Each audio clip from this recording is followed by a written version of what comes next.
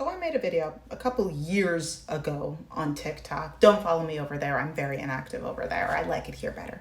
But I made a video a couple years ago talking about the why I find men that go on these passport bro trips. Not only disgusting for, not because of the sex work situation, but just because it's like they go to try and use what little money they have in the United States to manipulate women in countries where the dollar is stronger, right? But even more specifically, a lot of these big boys go over there and do not okay things with underaged people.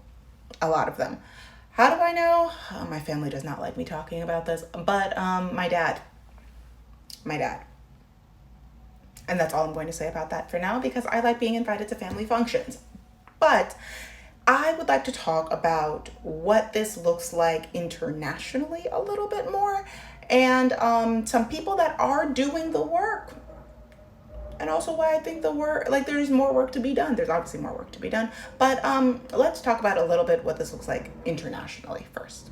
Now, while I've already made a video that likely talks about the danger of a passport bro, because most of my viewership is based in the United States, I promise this will circle back into how this affects all of the ladies, femmes, people that have to deal with men in the United States. But I also want to make this video to broaden the community a little bit more. So we're going to talk about, because the Philippines is very unfortunately a destination for men's shenanigans, not just in the United States, but like Western men's shenanigans. But because the United States has had a naval base there for a while, it's kind of a hot spot.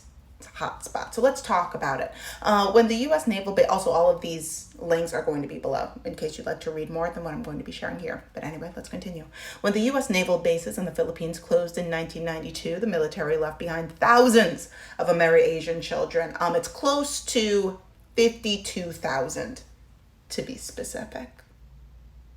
Continuing on, thousands of Amerasian children. Since the closings, American presence still exists, and contrary to initial estimate of, I'm so sorry, I lied. It's so much more. It's so much more. The now estimates are closer to 250,000 Amerasian children, ranging from newborn to geriatric.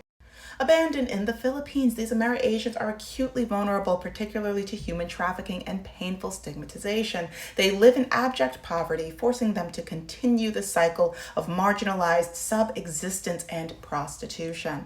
How can one be half American and still not a citizen? The U.S. Senate Judiciary Committee rejected attempts to include the Philippines in the Naturalization Act, claiming that the Filipino Amerasians are not victims of discrimination, that they were conceived from illegal prostitution, that unlike the Amerasians in South Korea and Vietnam, were born during peacetime. So many air quotes, so many air quotes. I know there was a lot to take in, and let's just briefly talk about how the amount of air quotes that needs to be put on that entire claim from the United States government needs to be there. Now, I'm not saying this is definite or not, but I think we all know. The United States military is, in my terms, personally, a gang of passport bros. Not all of them, but there are I don't want to say anything that's going to already make people mad on here anyway. Too many of them. Vast majority. How do I know? I know people. I personally know people. But to say that, what happened in South Korea and what happened in Vietnam, no, those children were just born out of peaceful times. Comfort houses, peace times. The Vietnam War. Peace times.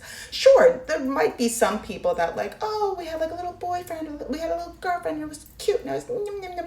And then they laughed after all this unprotected sex, and then they were like, good luck, and I hope that you're not pregnant, right? Irresponsible and dangerous in a best case scenario. But to just put peacetime, we are continuing on. Now, CNN has an article about Amerasians in the Philippines and their fight for recognition that talks a little bit more about the experience, and I'd really like to dive into this with y'all. We're going to jump straight into the middle. Please ignore whatever her face is. Let's call her Brenda. I'm going to cover Brenda. Left without fathers, many of these Amerasians were also abandoned by their mothers, who were often unable to care for them. The majority of children were raised in extreme poverty by family members or guardians with little access to social services and suffered from a lack of identity and intense discrimination. One, for the United States government to just put a blanket over and say, oh my goodness, all of the prostitution that you did was like absolute, like that's on you guys. Like that's absolutely on you. And then one of the reasons why I say that the United States government is, and like the police force also is just like a gang, is because when I say immunity, it's not immunity like people who are diplomats, right? It's immunity. One second, there's a plane. And we're back. It's immunity like I am surrounded by powerful people. So if I make a no-no, then all of the people that are in charge of enforcing law, government, whatever, they have my back so they can make my no-no disappear. So it's no longer my no-no, but you can deal with that, right? So these poor mothers who, let's say maybe they were prostitutes. Maybe they were just unfortunate women who happened to cross the wrong man at the wrong time, which happens all the time. I already made a video about what's been going on in Texas and the amount of unwanted pregnancies that have been happening in Texas just in this past 12 months. I will find it and I will link it up there. It's concerning. So if that could happen here in the United States, then heaven help the women abroad. Right? So I would also just like to say, in talking about the video that I made a couple years ago, the fact that I made this video years ago, I think it was 2021 I made that video, and I still get dozens of hateful messages from men, rageful passport bros who just want to go and diddle whoever they want to. And it very much seems like regardless of age. Putting that out there.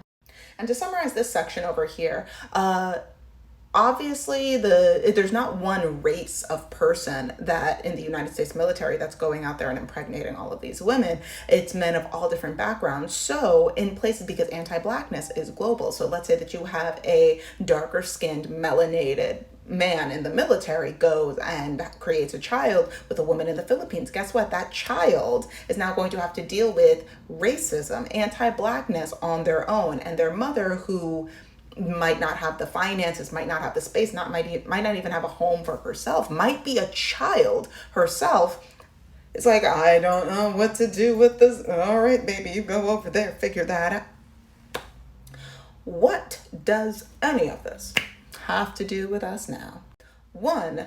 250,000 children unclaimed by their fathers in one country. The United States has military bases across the world. You know what those military bases are full of? Irresponsible men. And guess what? Sure, we're talking about the military right now, but men go on these trips all the time to all different kinds of countries, to Vietnam, to the Philippines, to Colombia, to the Dominican Republic, to insert whatever country here, right? And those men are walking among us today saying, I ain't got no kids. Oh yeah, I ain't got no kids. Now, here's where I think the work is being done, and I love it, and I want to see more. This organization, which I will link below, is called Father Founded. And the long story short is that this organization helps Amerasians find their fathers who were in the United States military. Yes, the good work is being done, but it is a small organization that I am excited to see grow over the course of time. Now, my question is, and it's not necessarily for them, but it would be for the fathers who are needed to be found and to take responsibility for the children that they have not fathered but created. I'm curious if this organization is only allowed to find the fathers and connect the children to the fathers that want to be found. And because the United States government has made these parameters around, oh, well, Amerasians of Filipino descent are not given citizenship, are not given that pathway into being American, whatever. Um, if that's going to create some roadblocks in these children finding, connecting, getting information about themselves, their fathers, their medical history, that kind of a thing. Important things that people should be able to have access to. Um, I'm just so curious. And linking to the article, not it's not even the article, the Supreme Court decision that basically talks about how basically the end of passport bros in the United States. Haha. It's the only silver lining for this terrifying, terrifying decision. Um, I'm curious how this is all going to come into play. Now, this is not a new thing. This has been going on. I mean, this organization has been around since 1992, which is exactly when I think it said that the military base in the Philippines closed down. Which means that they realized, oh my goodness, there's an issue. There's been a long-standing issue. Yeah, I'm curious. I'm hoping that more people are able to get justice. I'm hoping getting some eyes on this is going to help their cause, help the Amer-Asians cause. But once again, I really want to circle back to, and I don't have the answers. I'm just letting y'all know. A lot of these men, and yes, it's talking about 1992, but it goes to any of us. A lot of these men say they don't have kids. A lot of these men, honestly, probably don't know if they have kids. They don't care. They're like, I'm done. I I did my due in a lady, and I don't think about what happens next. Best of luck with that. So there are more single fathers out there just dating, philandering, saying I don't got kids, than is reality. The numbers and what they say are not lining up. 2 plus 2 is not 4. Mm-mm, mm-mm. So as you're dating, as you're vetting, as you're talking to men, if you're interested in talking to men, just keep that in mind. Just keep that in mind. And literally only time will tell. I'm really looking forward to there being an organization, a database, or whatever, so that way these men can be held accountable. These men can be held accountable, and so that way we can look up if these men have children. If they have so much, I mean, back child support in the United States is a thing, but like back child support for the Philippines, back child support for Colombia, back child support for insert country here. Who knows? Who knows? Not me. Not me. You got to be careful when it comes to men. The boogas, they just ooga from country to country. It's terrifying. Stay safe out there. But now that you have this information, I'd love to hear your thoughts, even if it's just screaming. Even if it's just screaming, because that scream is justified. All right, I'm going to go. Best of luck out there. Stay safe. Bye-bye.